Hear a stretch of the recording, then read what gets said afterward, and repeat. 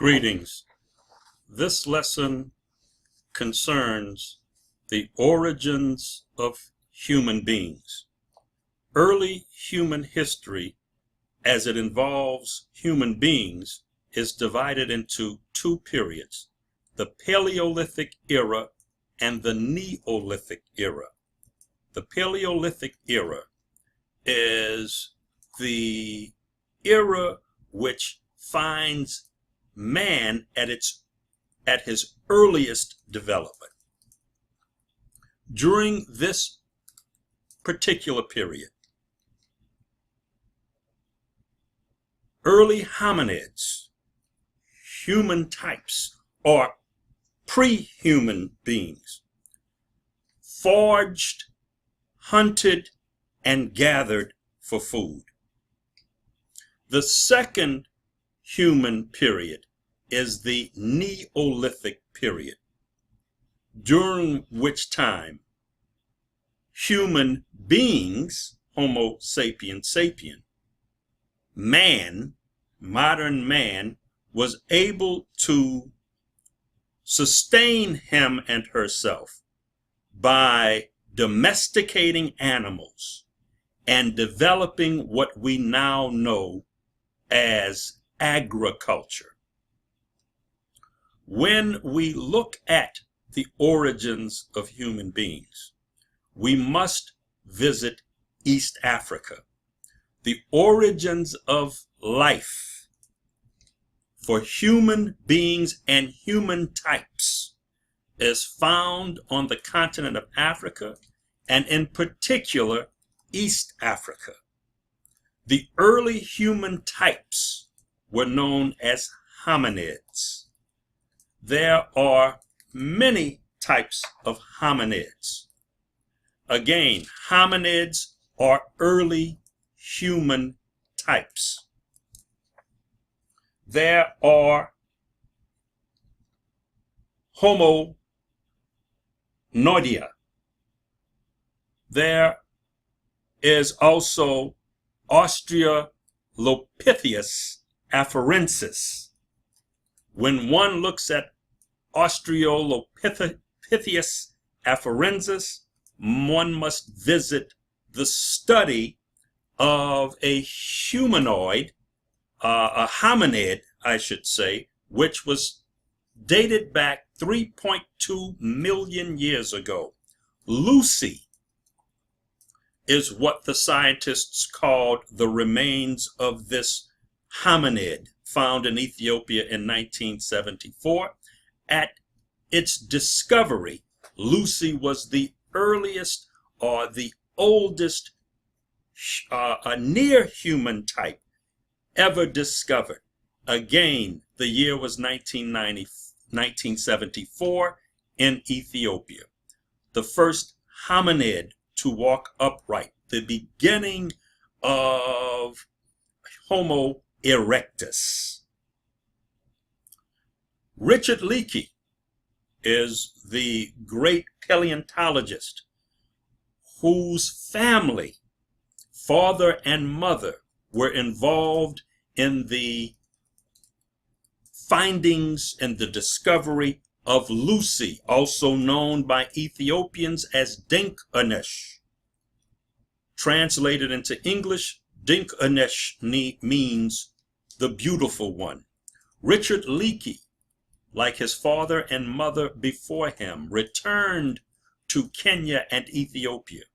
There, he created the Lake Turkana Basin Research Society, which was created to explore and study the evolution of humankind as it evolved around Lake Turkana, the largest desert lake in the world. And he continued to discover fossils in Kenya.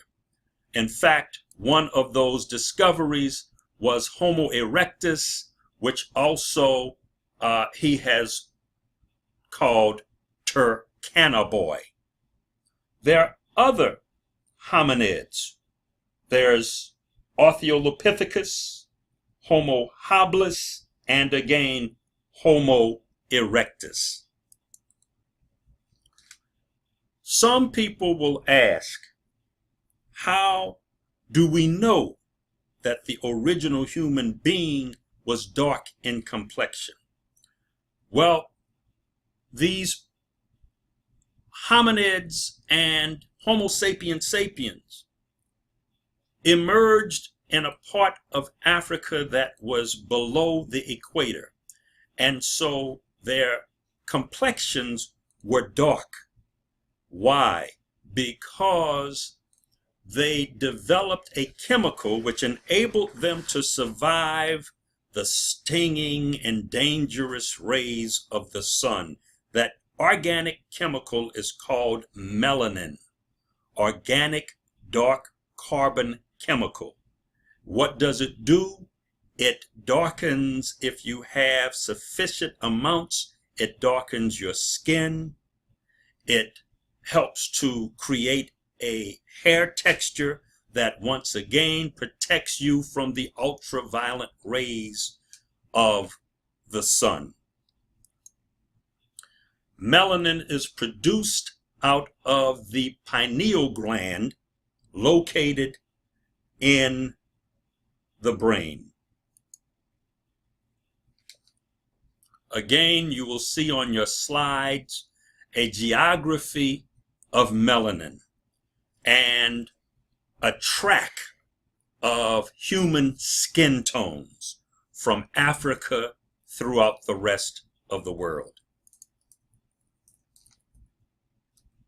Original human beings migrated out of Africa and into the rest of the world. There were two out of Africa migrations. One group taking a northern route by way of the Sinai Peninsula into what is contemporary Israel. That migration failed. Several thousand years later, the inhabitants of East Africa, escaping desiccation, the encroaching of the desert, and the diminishing of their food source, endeavored to cross the Red Sea into Yemen. That migration succeeded. Those human beings reached Yemen and spread ultimately throughout the world. Because of climate change and the various climate changes that existed in those areas in which the Africans migrated, caused a phenotypic change in their appearance. And thus, these people warped into the various races that we know today. The documentary, The Real Eve, will provide you with more detailed information concerning this historical fact. Several people have studied the history of ancient peoples who came out of Africa and those who remained in Africa and created dynamic civilizations. One such scholar is the Senegalese Cheikh Anta Diop, who was a melanist, an Egyptologist, chematologist, archaeologist, and linguist. This multi-level genius inspired the creation of an entire academic discipline called Africana and Global Studies. He also ignited academic debates concerning his discoveries throughout the world, and many of these debates were sponsored by UNESCO Egyptologists.